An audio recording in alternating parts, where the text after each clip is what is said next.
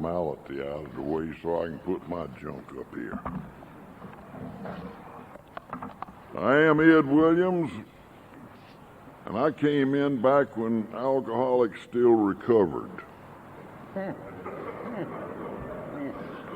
I know it has become the humble thing to say I'm a recovering alcoholic, but I had a judge back in 1954 said, "Young man," says, "if you don't want to go to my chain gang, I suggest that you get your butt to work and recover." Because he knew that the big book, it said in there a couple of places, this is the story of how we recovered. And thank God for that man. Before I go any farther, I want to thank the committees, CB, and especially Dale. I think she put him up to it. She called me and wanted me to speak, and I told her I'd be honored to. Been coming down here a few years now, and I shook the place up a couple of years ago, and they didn't know if I had a heart attack sitting right out there.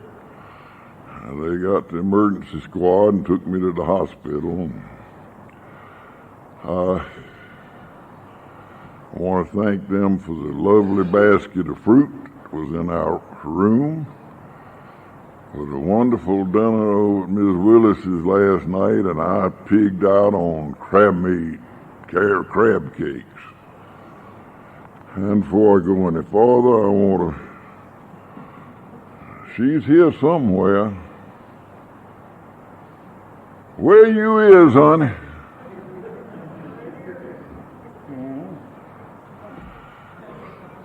My wife of 56 years, Evelyn.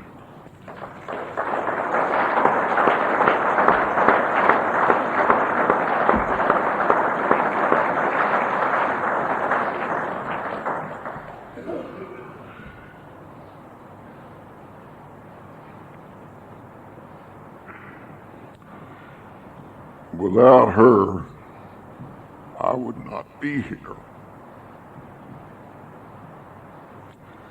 I give her credit ahead of AA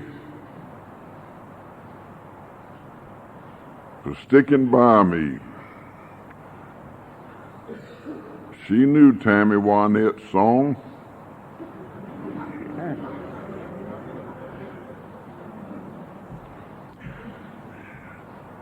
Her sister used to say, "Why you stick with him?" Because I love him. Thank God.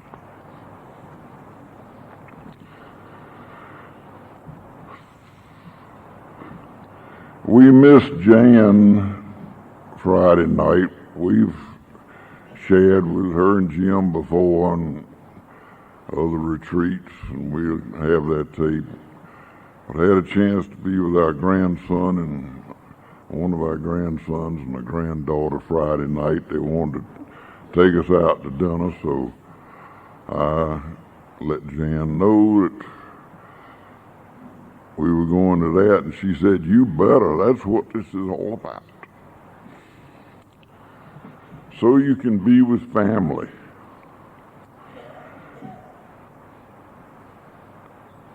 I grew up in a warm and loving home. There was a lot of love in that family, that home. But you know, like some of the other speakers, you've heard them say, I did not experience being a part of that family. I always felt apart from. I always had that empty hole in the middle of my gut. And it seemed like the cold winds blew through there. There was no codependency in our family, my mother and father.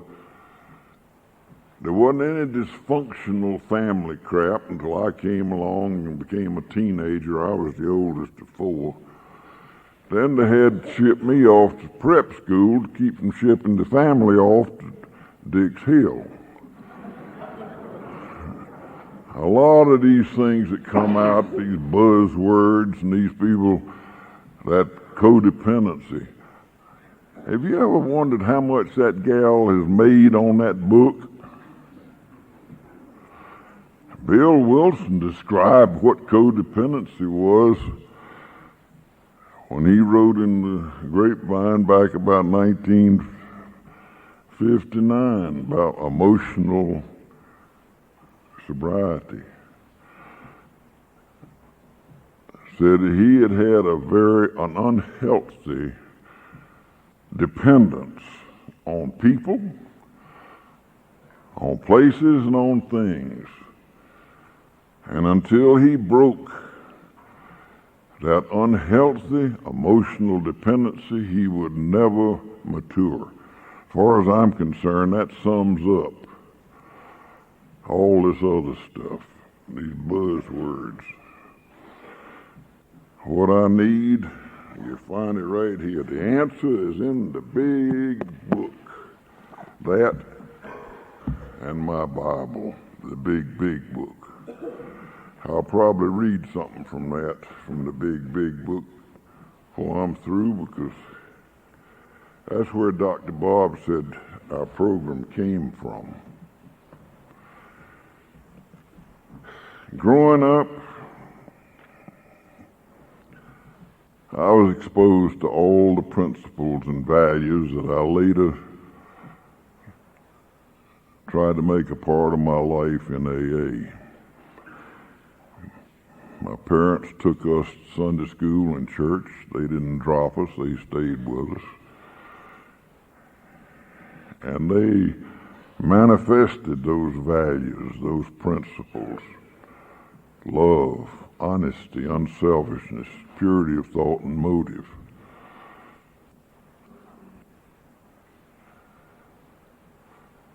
But I just didn't seem to fit in.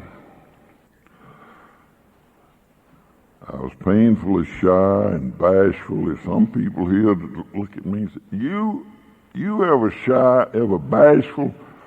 I was. Very self-conscious, painfully so. And it was all the inadequacy, the inferiority. Those painful feelings were covered over by a big, self-centered big ego. And all of these feelings combined to make Dr. Silkworth's RID disease. How many of you are familiar with Dr. Silkworth's RID disease? It's right there in the doctor's story in the big book. An alcoholic is a person who drinks because it likes the way it makes him feel. It gets rid of the restlessness, the irritability, the dis-ease, the discontentment. And alcohol did a good job. It got rid of those things, and it got rid of a lot of other things. Got rid of those principles that I'd been taught so that I could do anything I wanted to. And anesthetized the pain. Made it possible for me to tell God where he could go and what he could do when he got there, and take that namby-pamby little Jesus, meek and mild with him. Because everywhere I turned, that God character stood in my way of a good time. Thou shalt not this, thou shalt not that, thou shalt this, thou shalt that. All the thou shalts and thou shalt nots. But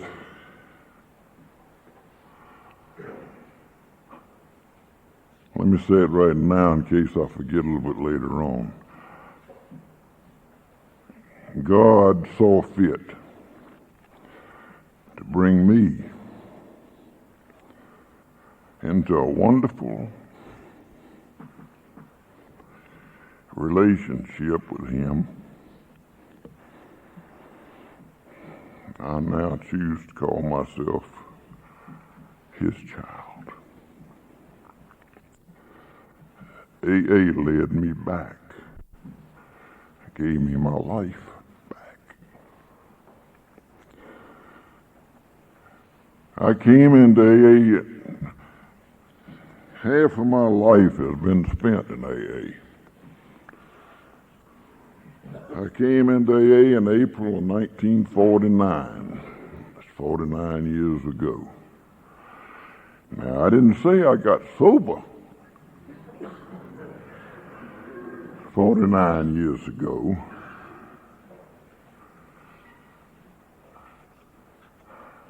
But I came in. AA was quite a bit different then from what it is now. People ask me about differences. I said, well, one difference. AA in North Carolina, when I came in, there were 53 groups, 1,300 and some members. Archives will tell you that in 1949, the total worldwide membership of AA was 90,000 and about 3,300 groups. I get tickled when I hear some of these treatment center people tell their patients as they leave and say, now, if you don't go to 90 meetings in 90 days, you ain't going to stay sober. I wonder how the hell they think the early ones, not me, but the real early ones stayed sober. Because even for me, going to 90 meetings in 90 days meant driving all over half of North Carolina. They had one in Wilmington. I came in Raleigh. They had one in Raleigh, one in Clinton, one in Jacksonville, and 3 in Charlotte. Oh, they were big time. But they could have had one on every corner, and for those 5.5 years, it wouldn't have made much difference in my life, my sobriety. I had my first drink when I was 16 in 1936, and I had my last drink at age 34 in 1954.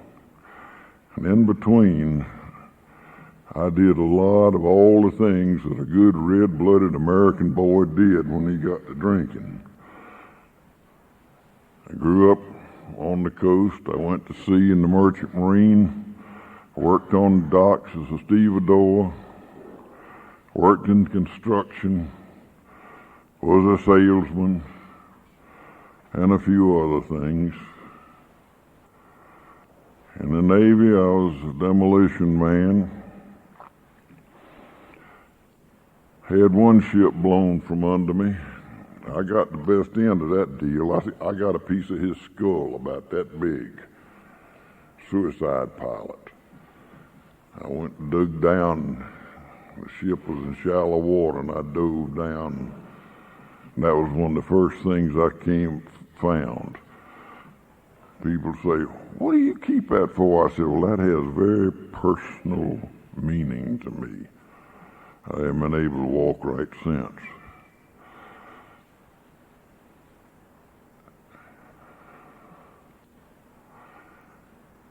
When I started going to AA,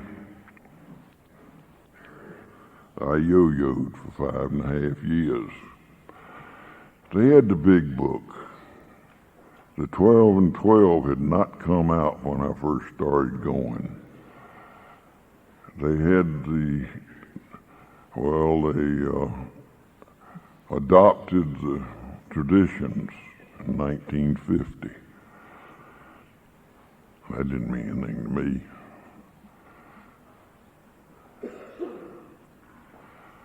I knew the steps. I'd go to meetings, people would say, well, we're glad to see you here. I was 29 years old, and the next youngest was 45 years old. And then they had them on up 50, 55, 65, and 70. And I think there were 2 or 3 about as old as I am now. but they love to see me because I was a young'un. They say that they estimated that of those 90,000, less than 1% was age 30 and under. That meant less than 1,000. And there were no women around this part of the country. There might have been 2 or 3. Today, they say a third of the membership made up of women and young people. Thank God. But just keep coming back. Read the big book. If you don't get it, it'll get you. It'll rub off on you. So I kept going. I kept reading the big book, waiting for it to rub off on me, waiting for it to grab me, trying to get it like a lot of people do now, by osmosis. I see some of you catch the point. It's just like when, I won't say it. Sometimes my big mouth gets me in trouble. And I tell you, I got scars all over my head to prove it. But I'd keep coming back. It's been mentioned a couple of times by people who had trouble slipping and such. We would come back. As I say, Evelyn was my number one sponsor along those years, and her daddy was her backup. He was a very wise man. She had 2 uncles that were members of AA, so she knew a little bit about it. There was no Al-Anon then. They talking about these black-belt Al-Anons. Lois and Annie didn't start out with black-belt Al-Anons. They started out, the purpose was to get themselves straight and then to help their husbands get straight. I loved it when, I think it was Sherry, talking about the 2 working together. That's the way it always was for us.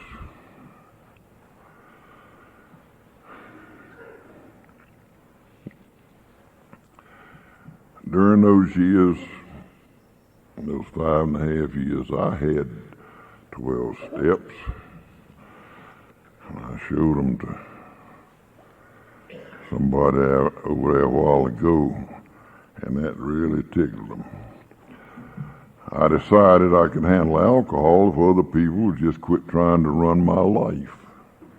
That sound familiar?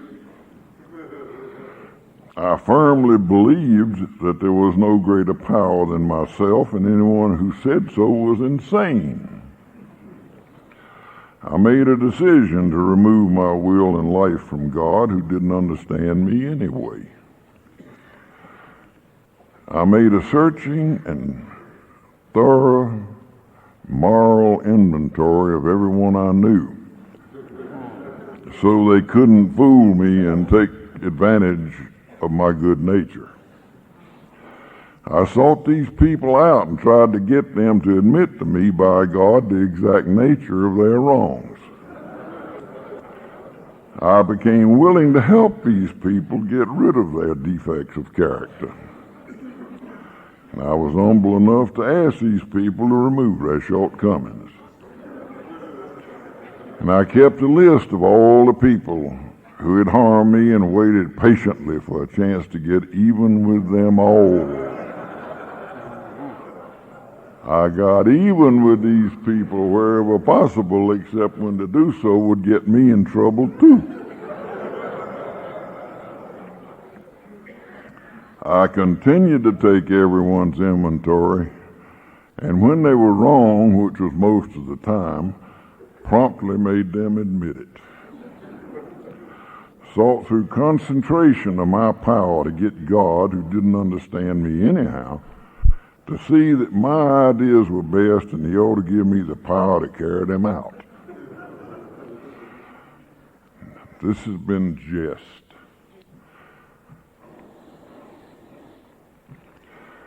Now I'm going to get deadly serious, in case any of you out there who are still following a set of steps like these. Having maintained my drunkenness for 18 years with these steps, I thoroughly recommend them to other alcoholics who don't want to lose their hard-earned status, but wish to be left alone to practice intemperance in everything they do for the rest of their days. These steps will keep you drunk. You don't have to go out and keep on trying it. Just take it from me. I did a pretty good job of testing it.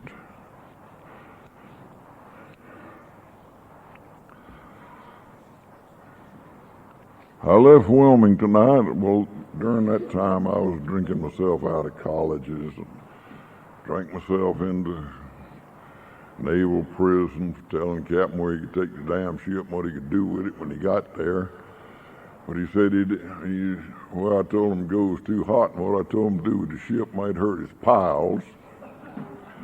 But I didn't quite tell him that way, but it makes it sound better.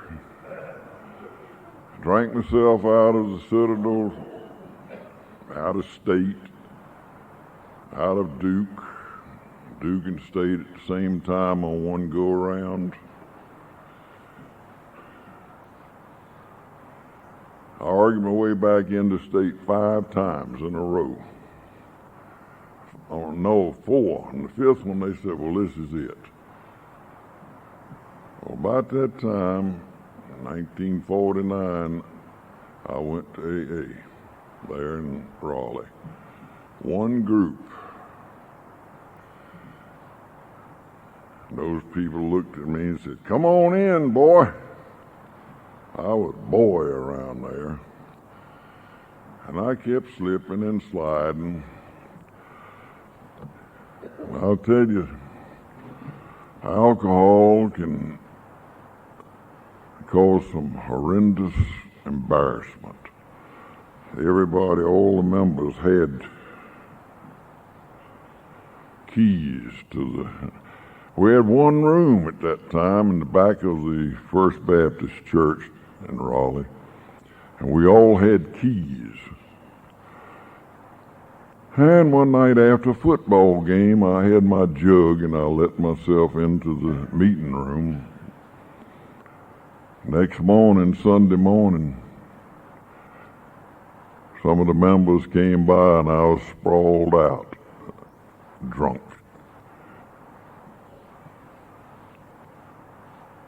I had puked all over myself. I'd messed myself up royally. But you know, those fellows, they didn't say it, condemn me.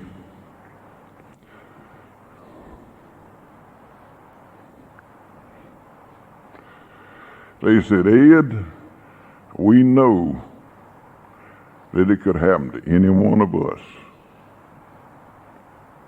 And we can't condemn you. But we are going to ask you to turn in your key. I thought that was a reasonable request. They thought it best that some of them be there any time that I showed up. I couldn't take issue with that. We'd moved back to Wilmington and the same thing continued. And in July of 1953, I said, well, I'm going to Atlanta. And I'm not coming back until I can walk down the street, hold my head up, look anybody in the eye, So on July the 7th, 1953, I headed for Atlanta, little knowing what lay ahead. I kept yo-yoing. I read in the paper up in Durham, this Timothy Blackwell, and I really feel for that young man. Life without parole for doing what I could have very easily done. Because after a period of yo-yoing there, I had a period where I was arrested for 6 DUIs. Of course, my record wasn't quite as bad as his, but I could have had the same thing happen. And I went in front of Judge Luther,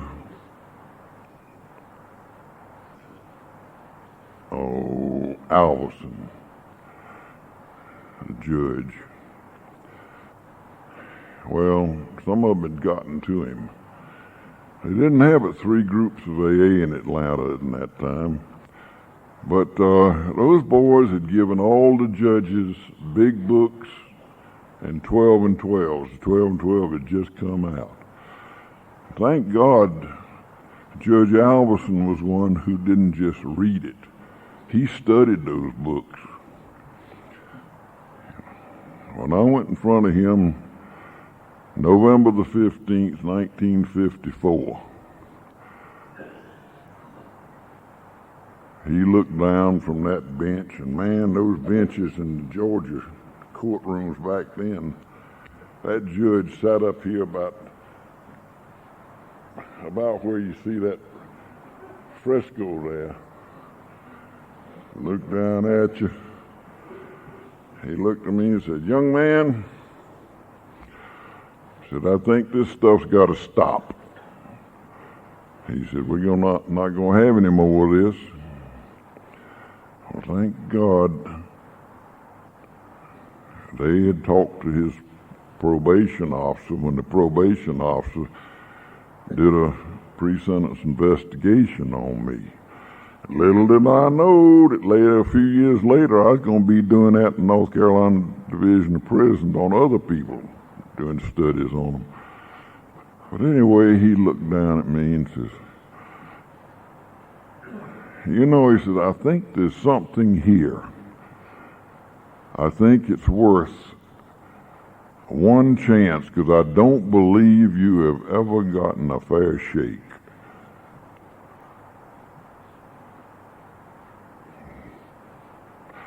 Maybe he was right. I had not been introduced the way they introduce people now to AA. But anyway, he said, "If you don't want to go to my chain gang," he didn't say the chain gang, he said my chain gang. And he mentioned the rock quarry. Oh, hell. That's where these hard apples made little ones out of big ones with 12-pound sledgehammers. And he said, he said, "I understand you've been going to AA, but you hadn't been doing so good. If you don't want to go to my chain gang, I suggest that you get back to AA." Hell, he talking about I was going, but it hadn't done any good. And he just sat there and looked at me. He said, "But I got news for you, young man.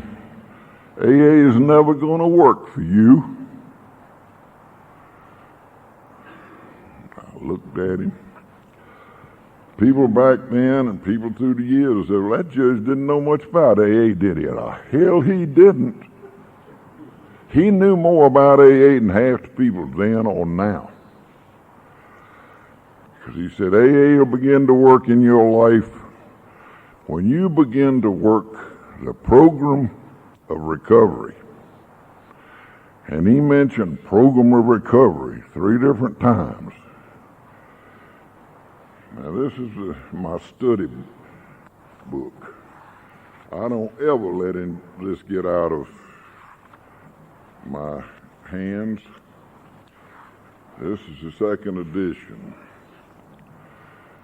And it said in here,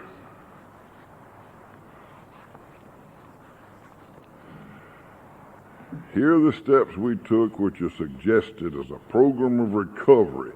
Capital P program, capital R recovery. And you can see this thing had been worked over backwards and forwards and upside down and everything else. I've slept with it and everything else. Thank God for that man. He told me if I didn't want to go to that chain gang to get back and go to work. That was on November the 15th.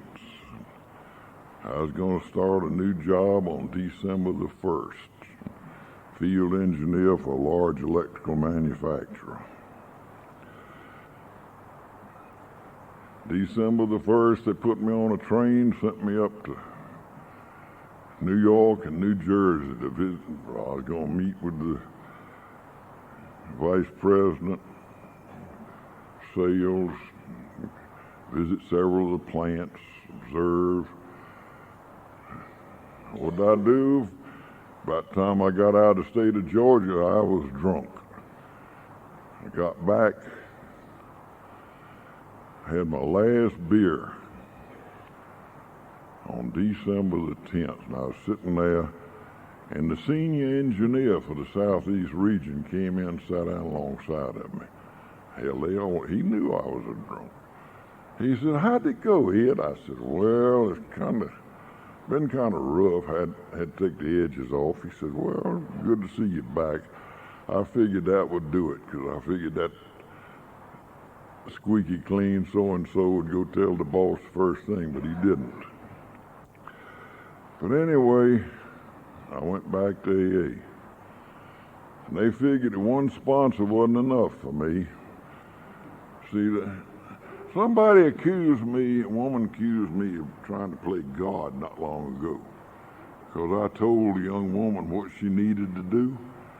Hell, I came along, they didn't ask you what you wanted to do.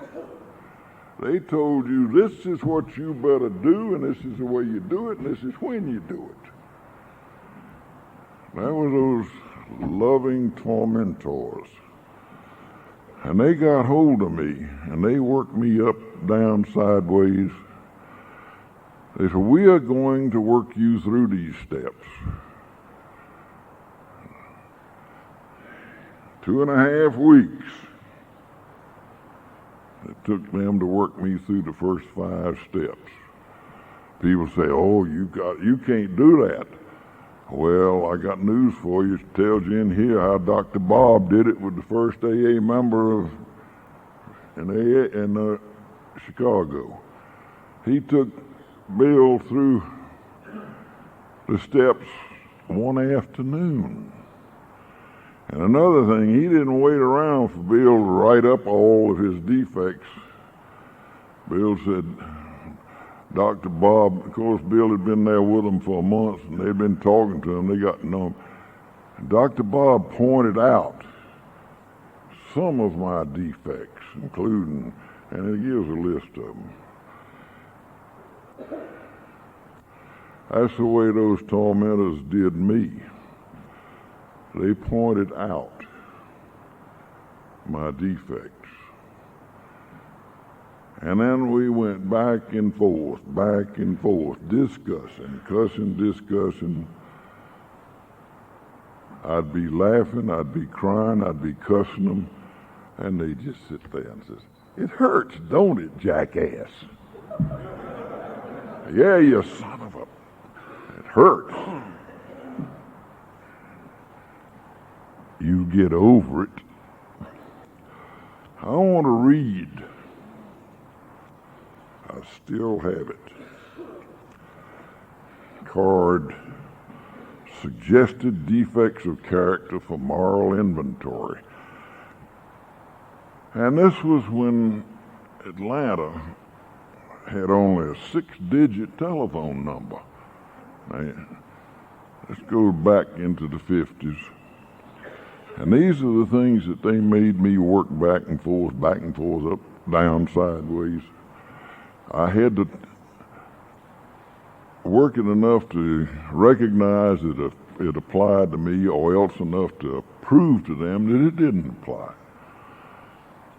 dishonesty, selfishness, resentments, egotism, fear, anger, hatred, false pride, self-seeking, conceit, intolerance, envy, uncharitableness, bigotry, laziness. Woo-wee! There's only one that they don't have in here that still applies to me: procrastination. Just ask Evelyn. Frustration, condemnation, inadequacy, jealousy, arrogance, remorse, self-pity, revenge, worry, anxiety, and self-reliance. Oh yeah, I could do anything. Give me a drink, I could do anything. And I proved it a few times that I thought I could. Took on a Dutch soldier down in Aruba back in about 1941. Sailing tankers in there. And there were German submarines operating around Aruba, and they knew they were going to try to slip in saboteurs to blow the oil field, so they didn't play. And I went ashore, we'd have 24 hours. I went ashore and I drank my 4-hour watch of beer. And when I got back to the gate of the Standard Oil refinery there, this big rascal says, "Immigration pass." I wouldn't give it to him. "Immigration pass." I wouldn't give it to him. Finally, I whipped it out and said, "All right, here, you GDS Nazi SOB." He had not heard whether his family was still living or dead since the Nazis had marched through the Netherlands. They told me later that I was lucky that the size difference was as great as it was. I went down back there the next day, my head was swollen out. I wanted to see him to apologize. And I walked up there and that monster stood up, 6'5". Whoo! Looked about like some of these professional football players. And he saw me coming and he recognized me like that. He tensed up. And I stopped about as far as from here to you, because I didn't want him to be able to reach me. I walked up, I said, "I understand I gave you a hard time last night." He said, "Yeah." I said, "Well, I want to apologize."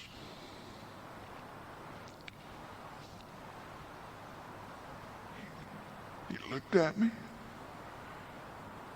"You mean it?" "Yeah, I mean it." He said, "Where you go now?" I said, "We sail in about 3 hours. I'm going up and get some beer to get rid of this headache." He said, "Sit down." He pointed at a stool. He said, "I get off in 15 minutes. He said, "I take you up there, we drink some beer, and I bring you back and get you back on the ship." He said, "I ain't gonna let you go up there by yourself." Another blessing in disguise. I've run into a lot of them along the way. In the Navy, naval demolition. I've been shot up a little bit. I spent 8 months in that naval prison on that general court-martial. That was some good duty because I was made an instructor, teaching fellows who couldn't read or write.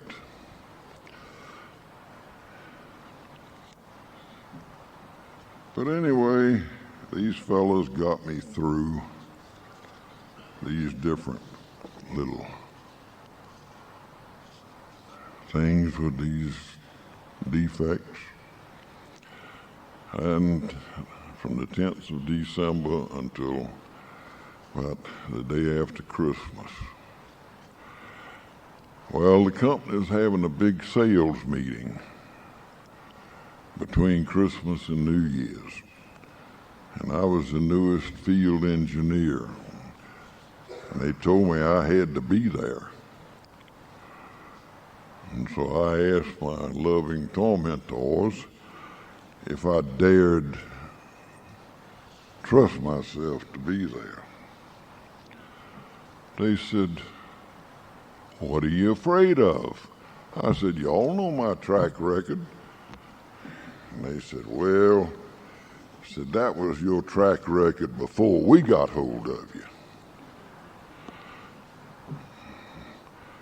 And they told me, says, "You're already a different person." And they said, "We want you to read the promises and see how well they apply to you. And see if you think you will be safe." So I got out my big book and I started reading the big promises, not 83 and 84, they're the little promises. We pocket our pride and go to it, illuminating every twist of character, every dark cranny of the past. Once we've taken this step withholding nothing, we're delighted. We can look the world in the eye.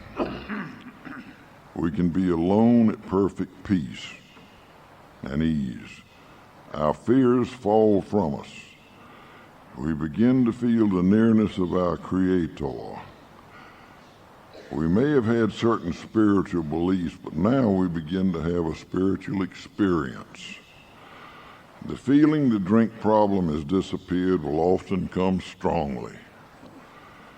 We feel we're on the broad highway walking hand in hand with the spirit of the universe. They said, "Go and enjoy yourself." So I went. I walked in and they had more whiskey, good whiskey, all kinds of good whiskey on the table for the happy hour. I knew it was going to be there, but I walked in. Regional manager said, "Well, fellas," said, "Ed here, he's our newest member of our little family." And he was the vice president of sales, circuit breaker division manager, the safety switch division manager, all of them from the home office. And all these engineers from all over the Southeast. And Dan said, "And Ed, we got the perfect bartender. Ed is a member of Alcoholics Anonymous and he doesn't drink." I looked at him, I said, "Dan, you son of a..." I didn't bite my tongue. He hugged me.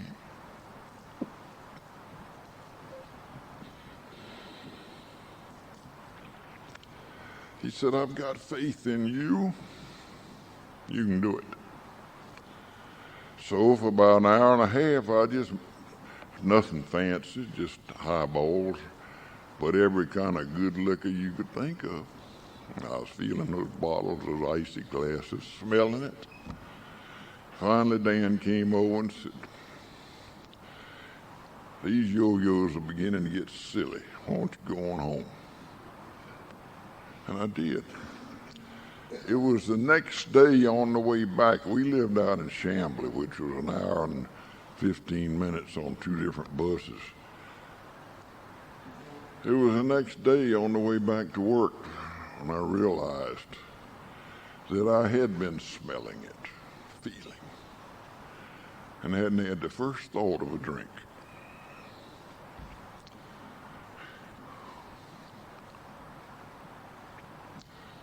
I called those loving tormentors and told them, they said, well, what'd you expect?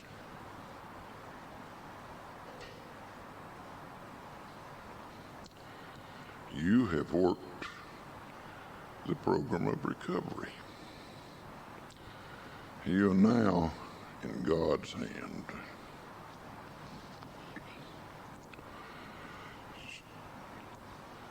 So they carried me on through the 6th and 7th steps, the 8th and 9th, and then the living steps, 10, 11, and 12.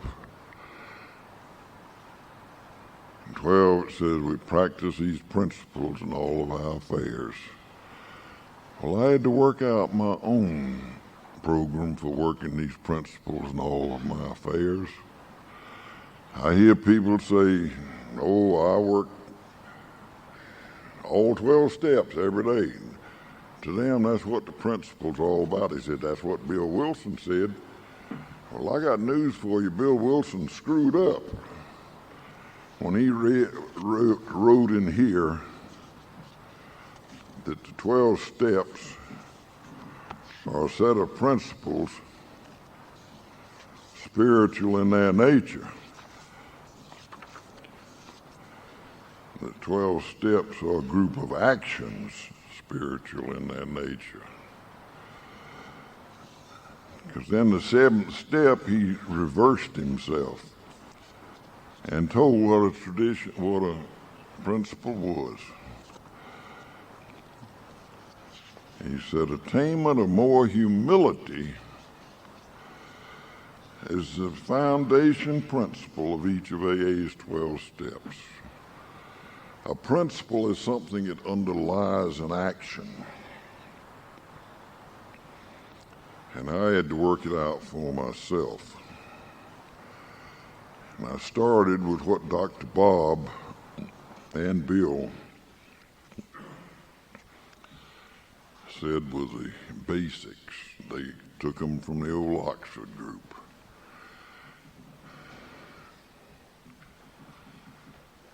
Honesty, unselfishness, purity, and love. I've had people say, well, where do you get those things? So you get them right out of here, where you check yourself at night. Have I been honest or dishonest today? Have I been loving? Have I been selfish? And then in the morning, you pray that you may be spared of selfish and impure motives. And also, in here, 12 and 12, they would ask Bill about defining spiritual experience and all this. Bill told them, said there are many definitions, but certainly each genuine one has something in common with all the others. And these things which they have in common are not too hard to understand.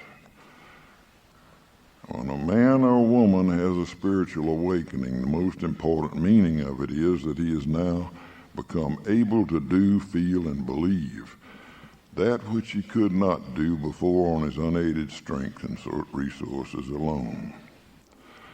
He's been granted a gift which amounts to a new state of consciousness and being. He has been set on a path which tells him he is really going somewhere, that life is not a dead end, not something to be endured or mastered. In a very real sense, he has been transformed because he's laid hold of a source of strength which in one way or another he had hitherto denied himself. He finds himself in possession of a degree of honesty, tolerance, unselfishness,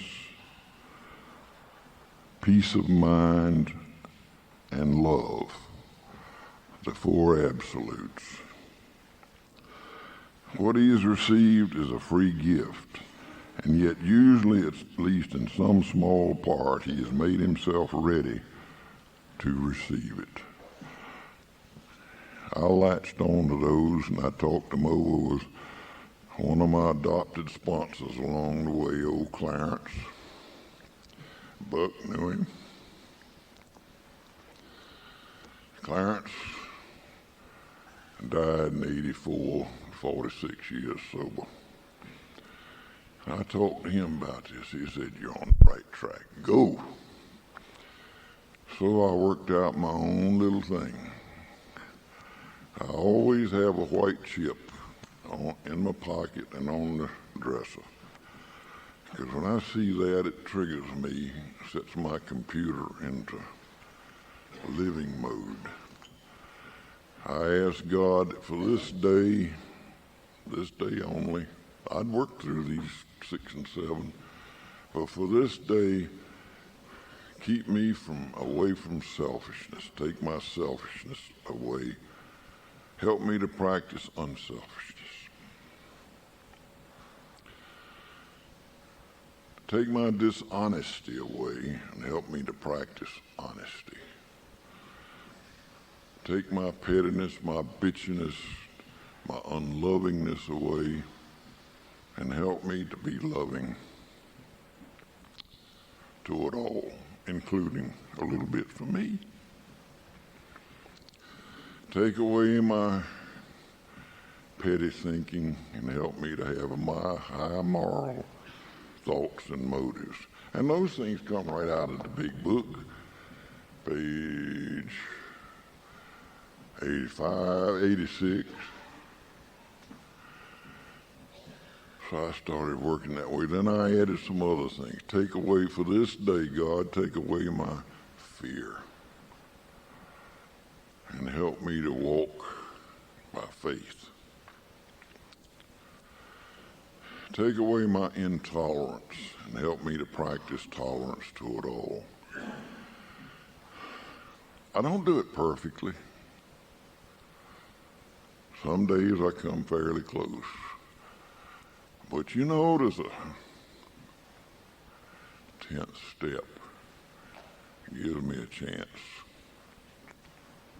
to review it.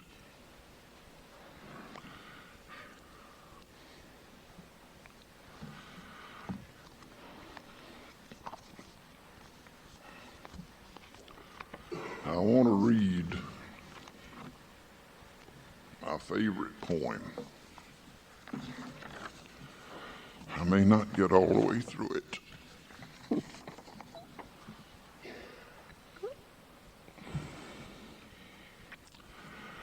But the people here are people who have experienced the touch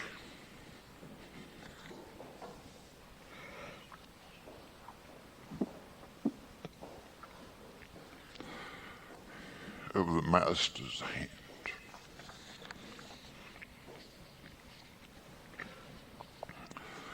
It was battered and scarred, and the auctioneer thought it scarcely worth his while to waste much time on the old violin.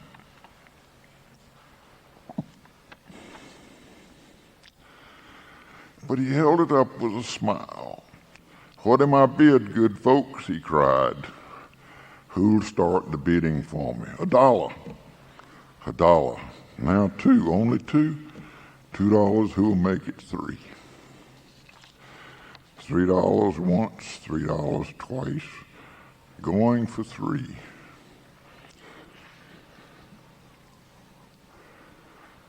But no.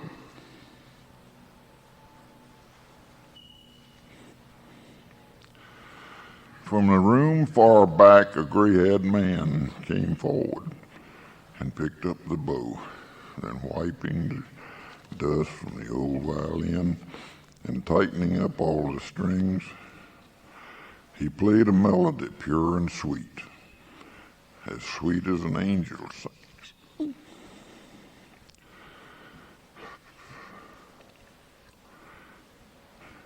The music ceased, and the auctioneer, with a smile, a voice that was quiet and low, said, "Now what am I bid for the old violin?" And he held it up with the bow. $1,000. Who'll make it two? 2,000. Who'll make it three? 3,000 once, 3,000 twice. Going and gone, said he.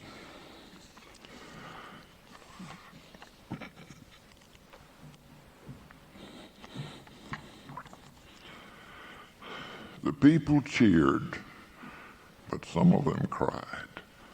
We do not quite understand what changed its worth. The auctioneer replied, the touch of the master's hand.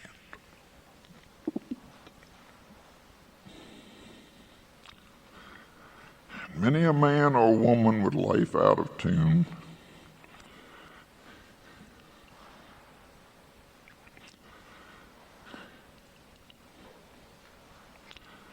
and battered and torn with sin is auctioned cheap by a thoughtless crowd,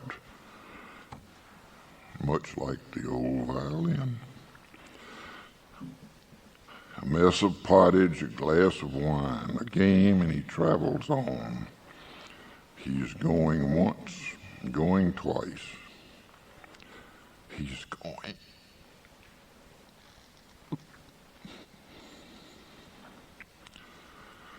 And almost gone. But the master comes, and the foolish crowd never can quite understand.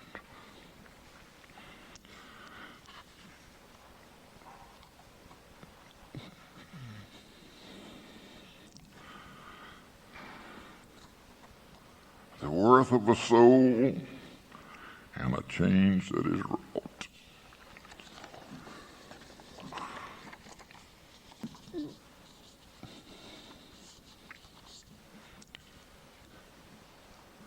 By the touch of the master's hand.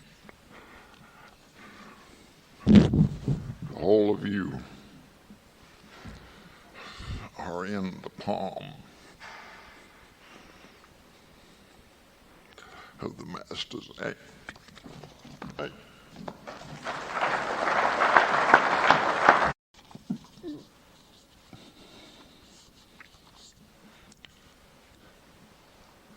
By the touch of the master's hand. All of you are in the palm of the master's hand.